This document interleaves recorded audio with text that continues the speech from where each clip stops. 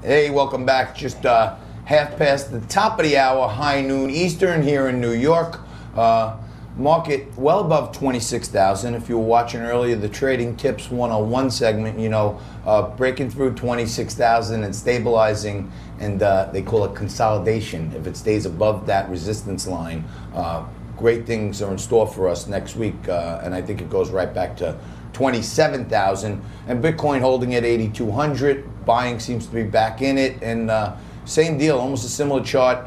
But I think 9,000 is somewhat at hand for Bitcoin. And at hand today, where we bring on and demonstrate our bipartisanship every single day on this show. We bring on a Republican, a Democrat, I'm an independent.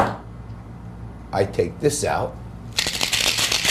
We mix it up with a red, a blue, and today we got the best of them. Joining us again, Manny Alicandro, well-known, famed attorney here in New York, also ran for New York City Public Advocate, and he's our Republican today. And the man who needs no introduction, Steve Kramer, but for now I'm just going to call him Kramer, because that's what everyone knows him as. He's like Cher. He just has one name, Kramer. Steve, Manny, thank you so much for joining us on Liquid Lunch. Great to be here. Thank you. And Kramer, you may not ever be allowed on the show again because you can't outdo me with your shirt. All right? I try to wear some nice suits to at least spruce it up. That unbelievable shirt.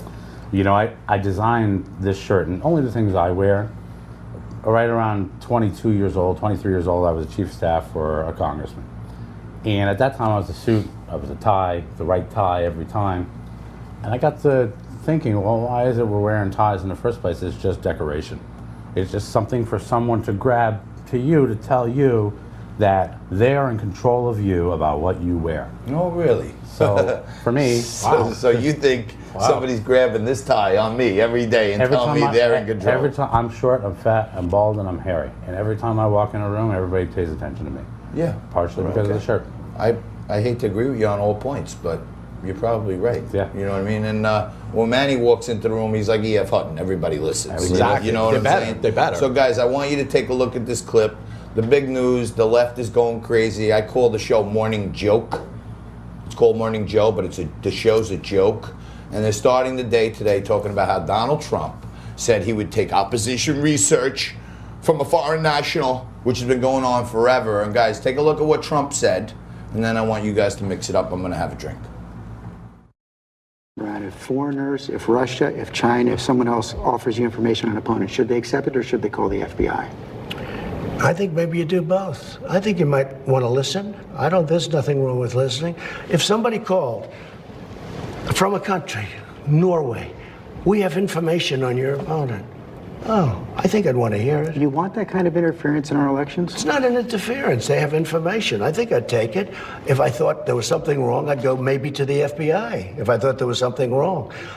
But when somebody comes up with Oppo research, right? They come up with Oppo research. Oh, let's call the FBI. The FBI doesn't have enough agents to take care of it. But you go and talk honestly to congressmen. They all do it. They always have. And that's the way it is. It's called Oppo research. I throw it to you, my panel. Manny, you're an attorney. Go first. Is this anything new? Look, I really think this whole thing's overblown, right? At the end of the day, we're a country of rules and regulations, so we have to adhere to the rules and regulations. So clearly, if there's Oppo research from some person that we don't know, it could be a government official, a foreign government official, we need to clarify who we're dealing with. So I agree that at the end of the day, we do need to probably make a government authority, the FBI, aware of something. But taking that information, I don't think there's a problem taking that information. Steve, you've been at this for a long time, and Oppo research happens all the time. You know, opposition research happens in a number of different ways. You can pay for it. It can be given to you. And when you run for office, people are always coming up to you. Hey, this is what my garbage collector did the other day. Hey, this is what Mayor de Blasio did. And got Mark Peters fired. When you bring up Mayor de Blasio, you mean this guy? That's why I love coming on his show. As a New Yorker, we've installed him on the side of a milk carton because we think he's missing in action. Well, unless it has 65,000 donors listed on the side, I don't think he's hitting the first debate. If you notice, it's 1% milk, and he's at -1 less right than now. 1%. Okay, I had to get that one in, but he got no voters in Iowa, none, to listen how to many? first or second. The statute of limitations is up. you're telling me presidential candidates haven't taken opposition research from every way, shape, or form? All of them are taken. Look at the hit that did on Biden when he first came out, and that was all Beto who put that out there. The things that they can come up with, or even make up sometimes. You know, there was a candidate who ran for office who was taking a lot of opposition research, probably the most qualified person who ever ran for president, probably under indictment at some point soon. Hillary's taking all that information too about everything Donald, everything Sanders, everything, you know, O'Malley, and they're not turning it down. And if they do turn it down, they're going to use an intermediate. Hey, Manny, anyway. Richard, the Steele dossier, okay, that started the whole investigation into Trump. He was a foreign intelligence operative, wasn't he? Absolutely. Steele? Absolutely. And they took a dossier from him, and Hillary's camp used it. Absolutely. This whole thing. What do you say to that? This whole thing. This whole That's thing's your party. Making a big deal, but they do the same thing. I think that they do the same thing. I think both sides do it. And in fact, even the Green Party, if you go to European politics, opposition research is where it's at because everybody's got a little bit of dirt and everybody wants to throw it out there and see what sticks. What's the dirtiest thing you ever saw in opposition research? Spies.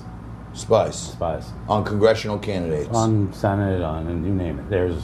If you're running a race right now, make sure that your interns are all fleshed out before you have them get on your database. Well, when you talk about congressional interns and say fleshed out, you got to be a little careful there because I know some crazy things go down. Me too. Yeah. Don't me too me, but you were a 22-year-old intern at one point. You said, "Hey, luckily before Manny, Barney Frank, Hope Hicks is now getting ripped in there. We at Liquid Lunch have a subpoena out for her to appear here. I don't know that she's going to abide by that subpoena. She probably should. We got a minute left. Should Hope Hicks be dragged in there right now?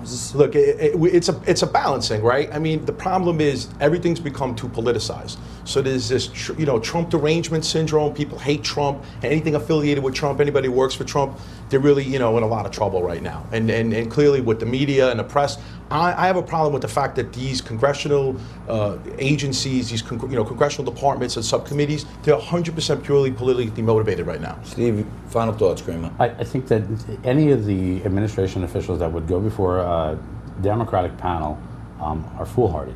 I want to give the American of the Year award to Andrew Miller, who was able to beat it up until, 2 Fridays ago. That's right. He was able to beat it. Hope Hicks is very attractive, media savvy, and doesn't have to say too much because she wasn't exactly on the